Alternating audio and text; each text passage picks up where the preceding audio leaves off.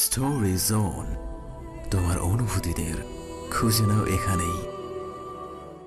গানের কথা আবারও মস্তিষ্কে আঘাত করে ওর। আমি কালারে হারায় তেমন, কালারে হারায় তেমন। তা তো সময় নেয় না, এক পা এগিয়ে তাজদিদ আর নিজের মাঝের দূরত্ব খোঁজায়। সাহসী চোখে চেয়ে রয় তাজদিদের দিকে। ওর জবাব বুঝে যায় তাজদিদ। হাত তুলে তাথয়ের কপাল থেকে পুরো মুখে আবির মাখাইল। পাশে দেয়াল জুড়ে রং বেরঙের কাগজের শিল্প, আর শেষ কোণাটায় আড়াআড়িভাবে একটা আয়না রাখা। কারুকাজ করা আয়নায় প্রতিফলিত হয়। তাথই চোখ খিচে বন্ধ করে রেখেছে, আর তাজদিদ ওর চেহারা জুড়ে আবির মাখাচ্ছে।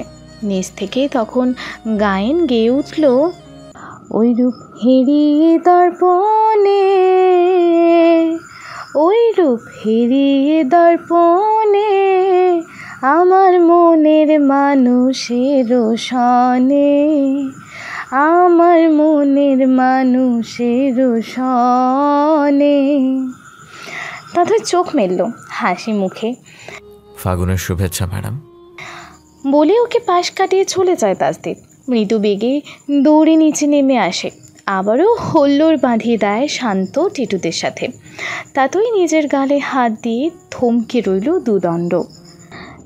যখন ওই রূপ স্মরণ হয়, থাকে না লোক লজ্জার ভয়। আকস্মাৎ কি হলো তাথয়ের? পাশের আবিরের প্লেট থেকে হাত ভর্তি করে আবির নিল ও। উচ্ছলতা নিয়ে তা সর্বশক্তিতে ছুঁড়ে মারল বাতাসে। কাঁধ থেকে ওড়না খুলে দু হাতে ধরে তাথই। ওড়নার দু প্রান্ত আবিরের প্লেটে ডুবিয়ে ওড়নাও বাতাসে ওড়াতে থাকেও। হলুদ আবিরে ছেয়ে যায় ওর চারপাশ। একাকী করিডোরে প্রজাপতির মতো হাসতে থাকে, নাচতে থাকে তাথই। তিনতলার শুনশান করিডোরে ওড়না নাচিয়ে রং উড়িয়ে ঘুরে ফিরে এক ছায়াময়ী নাচছে। নিচে তখনও গানের উৎসব।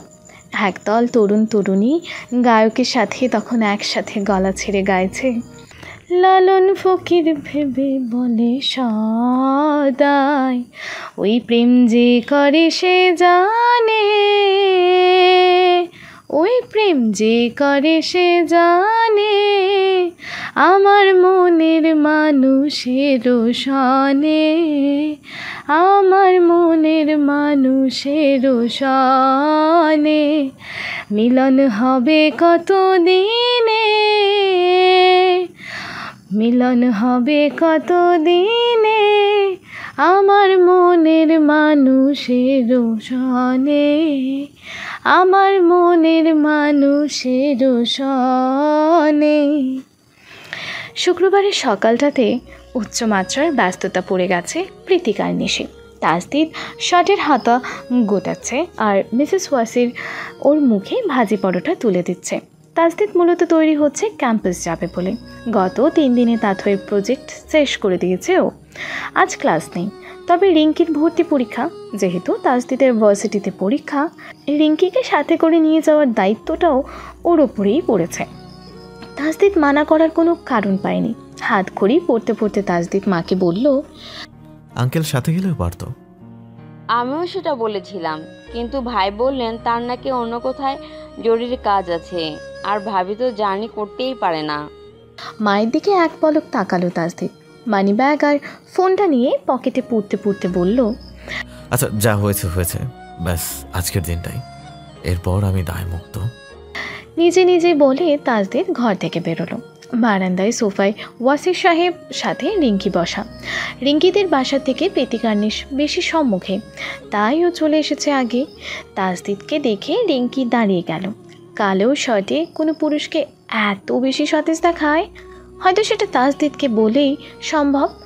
তাজদিদ হাত বাড়িয়ে ইশারায় বোঝালো এগো। তারপর ডাইনিংয়ে বসে পানি খেলো। ওয়াসি সাহেব আর তার মিসেসকে আসছে বলে এগোই রিঙ্কি। মেইন রোডে এসে লোকাল বাসের জন্য অপেক্ষা করছিল দুজনে। তাজদিদ বলল, আঙ্কেলের কি এমন কাজ পড়ে গেল যে আজকে তোমার সাথে যেতে পারলো না? পরীক্ষা কেমন হলো জানতে চাইবেন না তাজদিদ ভাই? রিঙ্কির জবাবে বরাবরের মতো বিরক্ত হলো তাজদিদ। অন্যদিকে ফিরে নিজেকে সামাল দিল ও। বাস আসলে রিঙ্কিকে ড্রাইভারের সামনের দিকে সিটটায় বসিয়ে নিজে গিয়ে পেছনে বসে পড়ল। রিঙ্কি বুঝলো ইচ্ছে করেই দরজার কাছের ফাঁকা 2 সিটগুলোতে বসেনি তাসদিদ, কেননা 2 সিটে বসলে ওদের পাশাপাশি বসতে হতো। মনে মনে হাসলো রিঙ্কি, ভেবেও নিল কদিন পর ও তাসদিদের ঠিক কতটা কাছে থাকবে।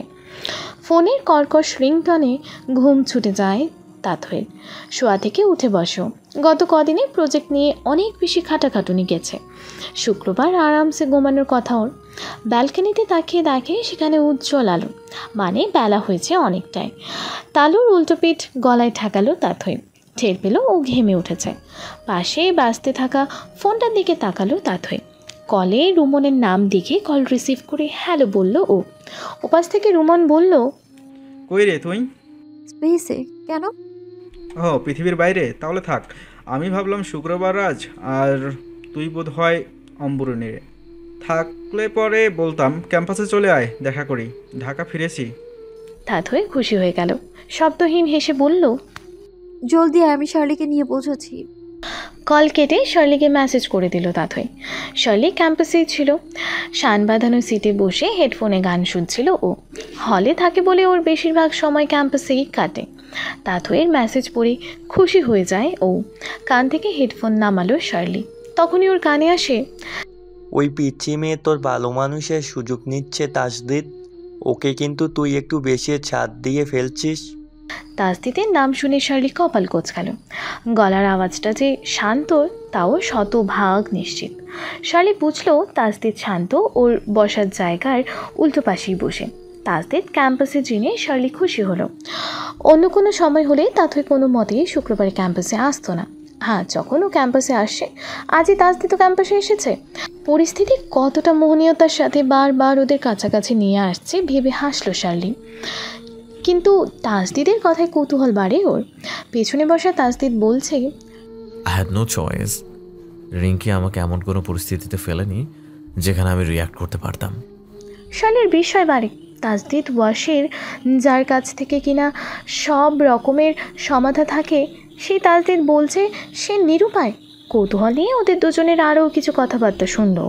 তাতে স্পষ্ট বুঝলো রিঙ্কি নামের আপদটা বেশ ভালো মতোই জ্বালাচ্ছে তাসদিদকে।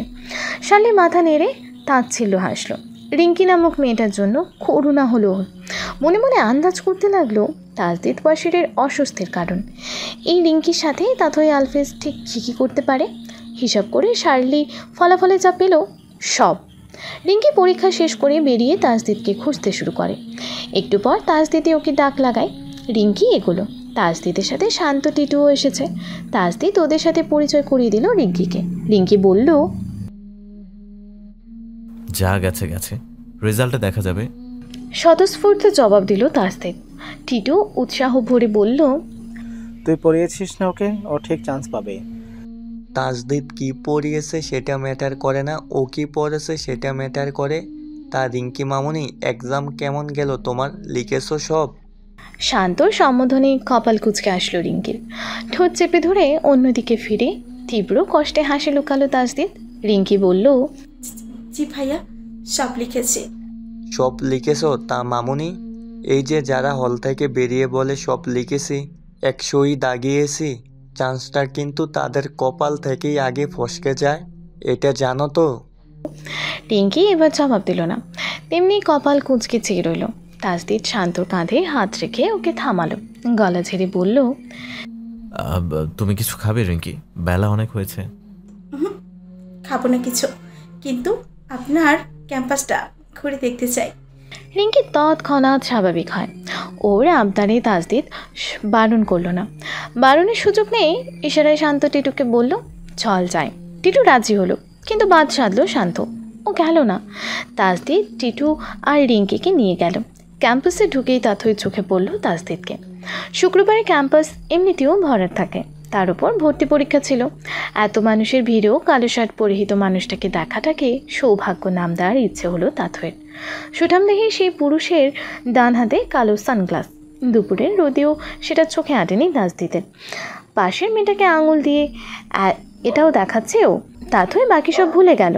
শার্লি কোথ থেকে ওর পাশে এসে দাঁড়ালো। চুইংগাম চেপাতে চেপাতে গড় গড়িয়ে বলতে লাগলো, মেয়েটা রিঙ্কি, তাসজিদ ভাইয়ের এলাকার বোন। অ্যাডমিশনের জন্য বোনকে কয়েক মাস পড়িয়েছেন তিনি, কিন্তু ম্যাডাম রিঙ্কি তাকে ব্রোর নজরে না দেখে বরের নজরে দেখেছে, আর এই নিয়ে তাসজিদ ভাই বহুত ডিস্টার্বড। এক পলক শার্লির দিকে তাকালো তাথই। শার্লি তেমনি চুইংগাম চেবাতে চেবাতে ওকে ইশারা করলো সামনে দেখার জন্য। মুখে বলল, শুধু তাসজিদ ভাইকে না দেখে তার আশপাশটাও দেখ। তাথই এতক্ষণ রিঙ্কির দিকে চাইল। ওর মুগ্ধতা ভরা দৃষ্টি দেখতে টের পেল এই মুগ্ধতা ক্যাম্পাস নিয়ে না, ক্যাম্পাস দেখানো মানুষটা নিয়ে। রিঙ্কি প্রচণ্ড রকমের চেষ্টা করছে তাসদিদের খুব কাছাকাছি থাকার, আর ঠিক ততটাই নিপুণভাবে ওর সাথে দূরত্ব বজায় রাখছে তাসদিদ।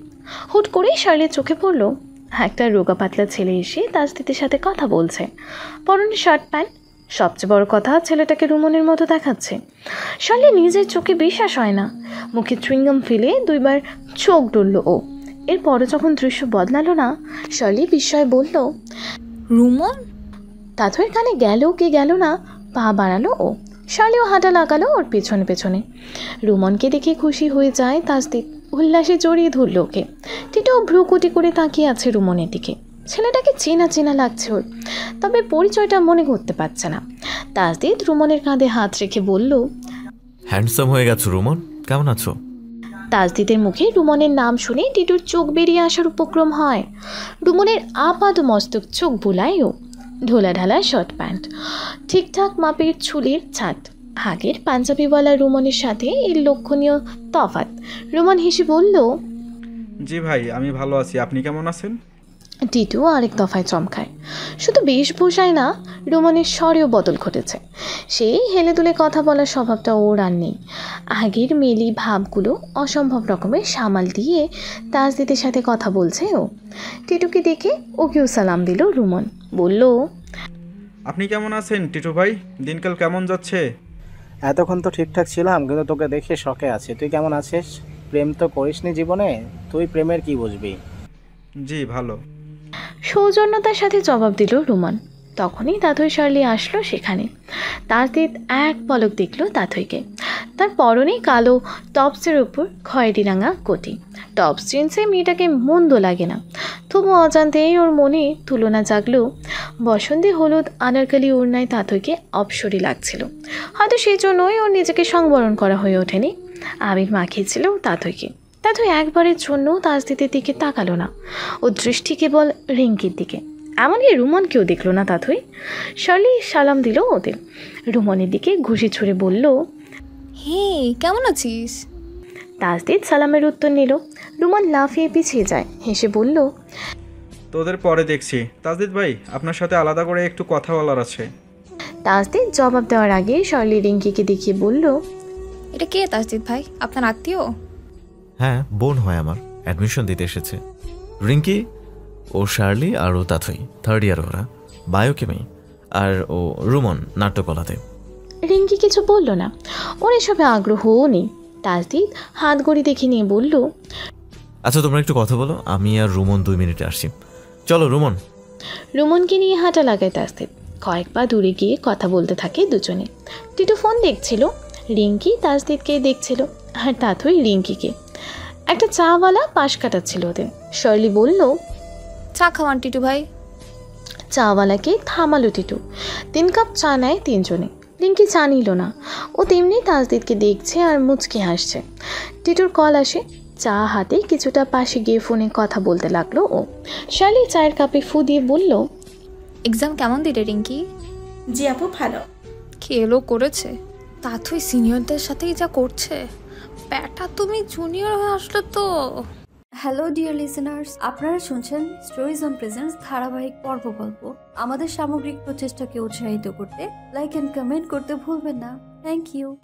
অস্ফুট স্বরে আফসোস করতে করতে চায়ে চুমুক দিল শার্লি।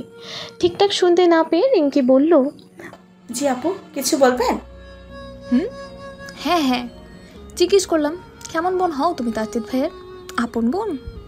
প্রশ্নটা শুনে রিঙ্কি আবারও তাকালো দূরে দাঁড়ানো তাসদিদের দিকে। এক হাত প্যান্টের পকেটে বাজিয়ে রুমনের সাথে কথা বলছে সে। তাথই তখনও রিঙ্কির দৃষ্টি পরখ করছে। আসার পর এক মুহূর্তের জন্য অন্যদিকে তাকায়নিও।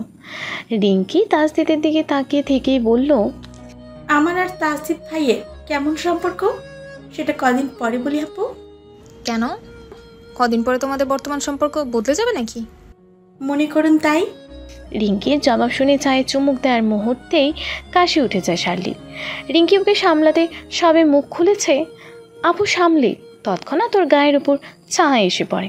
শার্লি আটকে যায়, সাথে রিঙ্কিও উবু হয়ে দেখলো পছন্দের জামাটায় চায়ের দাগ পড়ে গেছে। বিস্ফোরিত চোখে পাশে তাকায় রিঙ্কি, যা বুঝলো হাতে থাকা কাপের পুরো চা ওর জামায় ছড়েছে তাথই। তবে এমনটা করেও তার বিন্দুমাত্র হেলদোল নেই। তেমনি স্থির চাউনিতে তাথই চেয়ে আছে রিঙ্কির দিকে। রিঙ্কির তীব্র বিস্ময়ে বলল, এটা কি করলেন? কথা পছন্দ হয়নি। তাথই জবাব মাথায় ঢোকে না রিঙ্কির। ও আরও দ্বিগুণ বিস্ময়ে বলল, কি? চা পছন্দ হয়নি? ওর চা পছন্দ হয়নি। শার্লি তাথইর রাগ ধামাচাপা দেওয়ার চেষ্টা করলো। রিঙ্কি কানে তুলল না সেটা। নিজের জামা ঝাড়তে ঝাড়তে কাদার মতো করে নেকি স্বরে বলল, তাই বলে এভাবে ছুড়বেন? পুরোটা আমার জামায় লেগে গেল। ও চাচা, তোমার জামার উপর পড়েছে? তুমি এখানেই দাঁড়ানো? তাথইর বিস্ময়ের স্বর। এমন প্রশ্নে রিঙ্কি যেন আকাশ থেকে পড়ল। বলে কি এই মেয়ে? ও ওখানে সেটা কি তাথই দেখেনি? সব ভুলে অবাক চোখে চেয়ে রইল ও। তাথই এক মুহূর্তে বিস্ময় কমালো, নিষ্প্রভ কণ্ঠে জবাব দিল, বাচ্চা মেয়ে তো, তাই নজরে আসেনি। Your bad. নজরে আসেনি তাই এমন? নজরে আসলে তো তুই ওকে বৃন্দাবনই দেখাবি, বেচারি। কপাল চুলকে আস্তে করে বলল শার্লি। কিছু কানে না গেলেও কথা বোঝার জন্য রিঙ্কি ওর দিকে তাকালো। এর মাঝে তাজদিদ আর রুমন এগুলো ওদের দিকে। রিঙ্কিকে জামা ছেড়ে দাঁড়িয়ে থাকতে দেখে তাজদিদ ভ্রু কুচকালো। শার্লি তৎক্ষণাৎ চোরালো হেসে বলল, তাজদিদ ভাই, আসলে হয়েছে কি, আমার না হেঁচকি উঠলে চোখে মুখে পানির ছিটা দেওয়া লাগে। তাথই তো জানে, চা খেতে গিয়ে আমার হেঁচকি উঠে গিয়েছিল, আর সেটা দেখেই ও হাতের কাছে যা পেয়েছে ছুঁড়ে মেরেছে। আর ঠিক ওই সময় রিঙ্কিও এগিয়েছে আমার টেক কেয়ার করতে, তাই চাটুকুর জামায়। শার্লিকে পুরো দমে উল্টো জবাব দিতে দেখে মুখ কিঞ্চিত হা হয়ে যায় রিঙ্কির। একটু আগে তো উল্টো বাহানাটাই দিয়েছে সে। তাজদিদ এক পলক তাথইর দিকে তাকালো।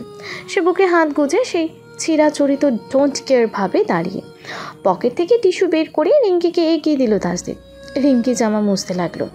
তাথই তুখোর নজরে ওর দিকে তাকিয়ে থেকে বলল, মোরাল অফ দ্য স্টোরি, আমি যাদের টেক কেয়ার করি তাদের থেকে দূরে থাকো, তাহলে আর সমস্যা হবে না। রিঙ্কি থেমে গেল, চোখ তুলে কপালে ভাঁজ ফেলে তাকালো ওর দিকে। এই মেয়েটার গলার স্বর ওর সুবিধার ঠেকছে না, নাইবা তাথইয়ের চাউনি ওর সুবিধার ঠেকছে। রিঙ্কি তাজদিদের দিকে তাকিয়ে তারা দেখিয়ে বলল, বাসায় চলুন তাজদিদ ভাই, অনেকটা সময় পেরিয়ে গেছে। তাজদিদ মাথা নেড়ে হ্যাঁ বোঝালো, ইশারা করলো এগোনোর জন্য। রিঙ্কি ওদের পাশ কাটালে সোজা হয়ে দাঁড়ায় তাথই। তাজদিদ ওকে উদ্দেশ্য করে বলে, কারো কোনো বিষয় অপছন্দ হলে তাকে হেনস্থা করার কোনো মানে হয় না। সবাই তোমার মন মতো হবে না, এটাই স্বাভাবিক। কেউ আমার মন মতো বিষয়কে হেনস্থা করলে আমার তাকে অপছন্দ হবে, এটাও স্বাভাবিক। তাজদিদ জবাব খুঁজে পায় না। প্রথমবারের মতো তাথইকে দেবার মতো জবাব ওর কাছে নেই। তবে ও এটা বেশ বুঝেছে রিঙ্কি এমন কিছু একটা করেছে যেটা তাথইয়ের পছন্দ হয়নি, তাই ইচ্ছে করে ও চা ছুঁড়েছে রিঙ্কিকে। ওকে চুপ দেখে এক পা এগোলো তাথই। একদমই নমনীয় গলায় বলল, mind your own responsibility mister Tajdid Wasir, আমারটা আমিই সামলে নেব। তাজদিদ সানগ্লাসটা চোখে এঁটে আরেক পলক শার্লি রুমনের দিকে তাকালো, তারপর চলে আসলো ওখান থেকে। ঘাড় বাঁকিয়ে ওরা চলে যাওয়া দেখে মুচকি হাসলো তাথই।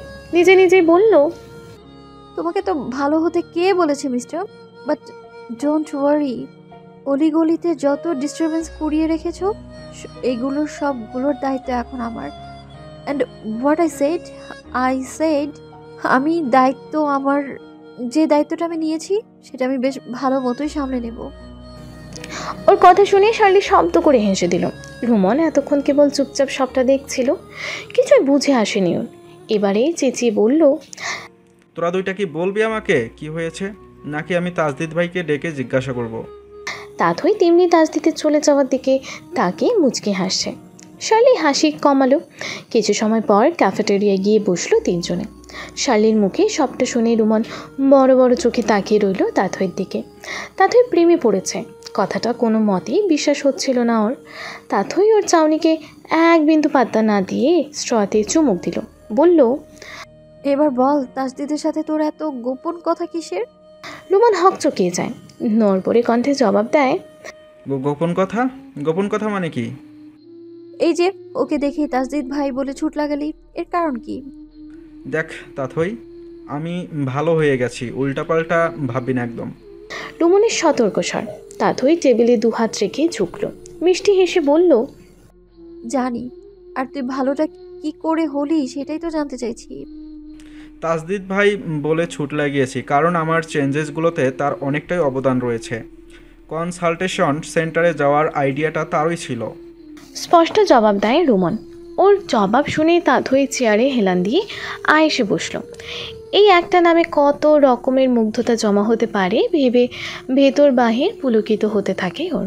শালি অবাক হয়ে বলল, কি এখানেও তাসদিদ ভাই? ওই দিন আসফিককে চর মারার পর ভাই আমার ডিপার্টমেন্টে গিয়েছিল, অনেকক্ষণ কথা হয় তার সাথে আমার। সে আমাকে বোঝায় আমার সাথে যা ঘটেছে এসবের কারণ ফল। ছোটবেলা থেকে আমাকে সবাই খুশিয়েছে, আর পরিবারের কেউ বোঝাতে আসলেই জ্ঞান দিতে এসেছে ভেবে খেপে যেতাম। কিন্তু বিশ্বাস কর শার্লি, সেদিন তাসদিদ ভাই আমাকে যা যা বলেছে, কেন যেন তার এক হরফ নজরান আন্দাজ করতে পারিনি আমি। ধর্মীয় অনুশাসন ভুলতে বসেছিলাম। সেদিন প্রথমবারের মতো আমার অপরাধবোধ হয়, অনুধাবন হয় যে লাইফটা আমি লিড করছিলাম তা আমার লাইফ না। উপরওয়ালা আমাকে যেভাবে সৃষ্টি করেছে আমি সেটাই। এক সময় হাউমাউ করে কান্না শুরু করে দিলাম। আমার মনে হতে লাগলো আমি এই জীবনটা থেকে বেরোতে চাই। সাহস করে সেটা বলেও ফেললাম তাসদিদ ভাইকে। বাকিটা উনিই সামলিয়েছে। তার পরিচিত এক কনসালটেন্ট কন্ট্যাক্ট দিলেন আমাকে, বাসায় জানিয়ে পাড়ি জমালাম ওনার রিহ্যাব সেন্টারে। মেডিসিন, মেন্টাল থেরাপি দুটোই চলছে এতদিন, এখনও চলছে। ডক্টর বলেছে এখন আমার রেগুলার পরিবেশ দরকার। নিজেকে কতটুকু বদলাতে পেরেছি তা যাচাইয়ের জন্য তাই ঢাকায় এসেছি। যদি মানিয়ে নিতে না পারি আবারও যাব। মেবি এই সেমিস্টার গ্যাপ যাবে, বাট ব্যাপার না। All I need is a change and I am loving myself right now. এক নাগারে বলে দম নাই রুমন। শালি খুশি হলো ওর কথায়। তাথই গলার লকেটটা আঁকড়ে ধরে বসে রইল। ও বুঝছে তাসদিদকে ঘিরে ওর মুগ্ধতা সীমা পার করেছে, ওর ভালোবাসা সীমা পার করেছে। আর এতে কোনো সন্দেহ নেই, তাসদিদের জন্য ওর পাগলামিও সব সীমা পার করতে চলেছে। সে পাগলামিতে আকাশ পাতাল এক করতে ওর বিন্দুমাত্র দ্বিধাবোধ হবে না। ভূমিতল আকাশ ছুতে চাক বা না চাক, দূর আকাশের আলোক মেঘ ঠিক এসে ভূমির তলের কার্নিশ ছুঁয়ে দেবে। ভালোবাসা সব সম্ভব, সব। তাথইদের নতুন সেমিস্টারের ক্লাস শুরু হয়েছে। একটা ক্লাস শেষে ক্লাসে বসেই যার যার মতো আড্ডা দিচ্ছে সবাই। আলো নিঃশব্দে উপন্যাস পড়ছে। শার্লি পুরো ক্লাসে ঘুমিয়েছে। আরামোড়া ছেড়ে আবারও হাই বেঞ্চে হাতে মাথা ঠেকিয়ে ঘুমোতে থাকেও। তুল্য বাইরে বেরিয়ে যাচ্ছিল। শার্লির দিকে তাকিয়ে দেখলো শার্লির ছোট ছোট চুলগুলো চোখে মুখে পড়ে আছে। পুরো ক্লাসে এক পলক চোখ বোলালো তুল্য। সবে হাত বাড়িয়েছে শার্লির চুলগুলোকে কানে গুজে দেবে বলে। আফিফ ডাক লাগায় ওকে। মেজাজ পুরোটাই বিগড়ে যায় তুল্যর। যে হাতটা ও শার্লির দিকে নমনীয়তার সাথে বাড়িয়েছিল সেই হাতটাই ঠাস করে শার্লির মাথায় চাটি লাগালো। শার্লি লাফিয়ে ওঠে, মাথায় হাত বুলিয়ে কোথায় আছে পরখ করতে থাকে। তুল্য ওকে পাশ কাটাতে কাটাতে বিরক্তিতে বলল, গন্ডারটা। চরম মেজাজ খারাপ হয় শার্লির। বিশ্রী নামটা ঘুম থেকে নষ্ট আর অহেতুক মারার দায়ে তুল্যকে খুন করার ইচ্ছা জাগলো ওর। তুল্য ততক্ষণে গিয়ে আফিফের সাথে দাঁড়িয়েছে। মাথা ডলতে ডলতে সিট থেকে বেরোলো শার্লি। আলোকে বলল, এই আলো, তাথই কোথায়? ও বাইরে বসেছে, বুজোকে খাওয়াচ্ছে। ও ওকে। শার্লি বেরোচ্ছিল, তবে একটুখানি এগিয়েও থেমে গেল। পেছনে ফিরে আলোর হাতের বইটাতে উঁকি দিল। বইয়ের কভারটা ওর নজর কেড়েছে। সেখানে দুটো মেয়ে আর একটা ছেলের ছায়াময় অবয়ব। শার্লি হেসে বলল, লাভ ট্রায়াঙ্গেলে পড়েছো আলো? আলো চোখ তুলে চায়, মৃদু হেসে জবাব দেয়, লাভ কি কখনো ট্রায়াঙ্গেল হয় শার্লি? প্রেম ভালোবাসা শুধু ওই দুই প্রান্তের দুজনেরই হয়। একতরফা ভালোবাসাকে দেখেছো কোথাও মূল্যায়ন হতে? কিন্তু আমি তো জানতাম ভালোবাসা ভালোবাসাই, কোনো না কোনো দিন তার মূল্যায়ন ঠিকই হয়। আর এমনটা না হোক। আলো থামিয়ে দেয় শার্লিকে। ও জবাব না বুঝে শার্লিও ভ্রু কুচকালো। আলো অদ্ভুতভাবে তাকিয়ে আছে ওর দিকে। ওর চোখের তারা জল জল করছে। আলো বলল, সব ভালোবাসার মূল্যায়ন হতে নেই, কিছু ভালোবাসা অবমূল্যায়িতই থাকা উচিত। আলো টের পেল কথা বলতে গিয়ে ওর ছোং চলছে, আর এক মুহূর্ত শালের দিকে তাকিয়ে থাকলে কান্না বেরিয়ে আসবে ওর। চোখ নামিয়ে ও উপন্যাসে মনোযোগী দেখালো নিজেকে। শার্লি আলোর কথা বুঝলো, শুধু কথার পেছনের প্রেক্ষাপট বুঝলো না। সৌজন্য হেসে রুমের বাইরে চলে আসলো ও। এসে দেখে তাথই সেখানে বুজোকে খাওয়াচ্ছে আর আনমনে কিছু ভাবছে। শার্লি এগিয়ে গিয়ে ওর পাশে বসলো, কাঁধে ঠালা মেরে বলল, কিরে, ক্লাসের ফাঁকে ফাঁকে আনমনে তাহার কথা ভাবা হচ্ছে নাকি? সাভার যাচ্ছি, যাবি? কি? চেঁচিয়ে বলে সেকেন্ডের ব্যবধানে দাঁড়িয়ে যায় শার্লি। আওয়াজ শুনে জানালা দিয়ে পুরো ক্লাস বাইরে তাকালো। ওকে আমার লাফাতে দেখে বুঝো আওয়াজ করে উঠেছে। তাথই নীরস দৃষ্টিতে তাকালো ওর দিকে। শার্লি নিজেকে সামলালো, আবারও তাথইয়ের পাশে বসে গিয়ে ফোকলা হাসি দিল একটা। তাথই বলল, লেম রিয়াক্ট দেয়া বন্ধ কর, সাভার যাব, পরপার না। বিশ্বাস কর তাথই, তোর সাভার যাওয়া নিয়ে আমার এক বিন্দুও বিষয় নেই, কিন্তু তুই ক্লাস বাঙ্ক দিয়ে সাভার যাবি? সিরিয়াসলি? মাস্টার্সে ক্লাস চলছে, কিন্তু তাসদিদ আজ ক্লাসে আসেনি, ভালো লাগছে না আমার কিছুই, বিড়বিড় করে বলল তাথই। শার্লি গালে হাত দিয়ে অবাক হয়ে ওর কথা শুনছে আর মনে মনে বলছে, আহা কি সুন্দর প্রেম! প্রেমিক ক্লাসে আসেনি বলেই প্রেমিকা তাকে দেখতে 20 কিলোমিটার পাড়ি দেবে। বাট ওয়েট, লাইনটা উল্টো হলো না? তাথই পাশ ফিরতেই জোর করে নিজেকে স্বাভাবিক করলো শার্লি। বলল, তো এখন কোথায় যাবি তুই? শুধু জানিস তাজিদ ভাই সাভার থাকে, সাভারে কোথায় থাকে সেটা জানিস? যাবিটা কোথায়? জেনে নেব। তাথই উঠে ক্লাসে গিয়ে ব্যাগ কাঁধে নিল, তারপর বেরিয়ে আসলো ক্লাস থেকে। বুঝো ওর পেছন পেছন ছুটছে। শার্লি যেন বাহানা পেয়েছে ক্লাস না করার। উৎফুল্ল হয়ে ও ব্যাগ নিয়ে বের হচ্ছিল। আলো ওদেরকে অমন বেরিয়ে যেতে দেখে বলল, কি ব্যাপার শার্লি, ক্লাস আছে তো, এখন কোথায় যাচ্ছ তোমরা? ঘুরতে। তাথই আমাকে নিয়ে লং ড্রাইভে যাবে। শার্লি এক ছুটে বেরিয়ে আসে। তাথই ফোন বের করে কল লাগালো রুমনকে। ফোন আবারও পকেটে পুড়িয়ে হেডফোনে বলল, কোথায় তুই? ক্লাসে। কেন? ক্লাস না থাকলে পুকুর পাড়ে আয়, যাবো একটা জায়গায়। তাথই কল কাটলো। রুমন 2 মিনিটে হাজির হয়, শার্লিকে ইশারায় শুধায়, কোথায় যাবে? শার্লি দাঁত কেলিয়ে বলল, সাভার। সাভার কেন? প্রেমের টানে। রুমন শব্দ করে হেসে দিল। এক নজর দুজনের দিকে তাকালো তাথই। ওরা তৎক্ষণাৎ হাসি লুকালো। তাথই গাড়ির লক খুলল। সবে গাড়ির দরজা খুলতে যাবে, পাশ থেকে আওয়াজ আসে, হেই তাথই। তাথই পাশ ফিরল। ওর সামনে ধপধপে ফর্সা রোগা পাতলা দেখি একটা ছেলে। পরনে টকটকে লাল টি শার্ট, ছেঁড়া ফাটা ডিজাইনের কালো প্যান্ট, গলায় কয়েকটা চেইন, হাতের কবজিতে ফিতে বাঁধা, মাথার উল্টো পাশে করে রাখা ক্যাপ। ছেলেটার বেশভূষা দেখে ভ্রু কুঁচকে আসে তাথই। একই অবস্থা শার্লি রুমনেরও। রুমন বিড়বিড়িয়ে বলল, এই ইয়ো হরিপট্টা আবার কে? শার্লি ফিক করে হেসে দেয়। ছেলেটা অতিমাত্রার উৎসাহ নিয়ে তাথইয়ের দিকে হাত বাড়িয়ে বলল, hey, I am Terence and you are Tathoi, right? তাথইয়ের কপাল শিথিল হয়। একবার টেরেন্সের বাড়িয়ে রাখা হাতের দিকে তাকিয়ে 2 হাত বুকে কুঁচল ও। পরিপূর্ণ ভাব বজায় রেখে বলল, তাথই আলফেজ। তাথইয়ের গা ছাড়া স্বভাব দেখে টেরেন্স একটু আটকে যায়। বিদেশি মেয়েরা নিচ থেকে ওর গায়ে লেপটে থাকতে চায়। ও কারো দিকে হাত বাড়ালো, আর সে হাত কেউ ধরল না, এমনটা আজ প্রথমবার ঘটেছে। আমার মেয়েটা একটু জেদি। তাথইয়ের মায়ের বলা কথাটা মনে পড়ে যায় ওর। টেরেন্স হেসে 2 হাত একসাথে করে তালি দিল। আগের মতোই উৎসাহে কিছু বলতে যাবে, তাথই তার বিন্দুমাত্র তোয়াক্কা না করিয়ে গাড়িতে চড়ে বসলো। টেরেন্স দ্বিতীয় দফায় আটকায়। হাসপাস দেখে নিয়ে ইংরেজিতে বলল, আমি এখানে তোমার সাথে কথা বলতে আসলাম, আর তুমি চলে যাচ্ছ? তাথই ড্রাইভিং সিটে বসা অবস্থায় ওর দিকে তাকালো। ইংরেজিতেই বলল, না, আমি তোমাকে চিনি, নাইবা আমি তোমার কথা শুনতে বাধ্য, অতএব আমি তোমার কথা শুনছি না। সানগ্লাস চোখে দিয়ে জানালার কাজ তুলে দিল তাথই।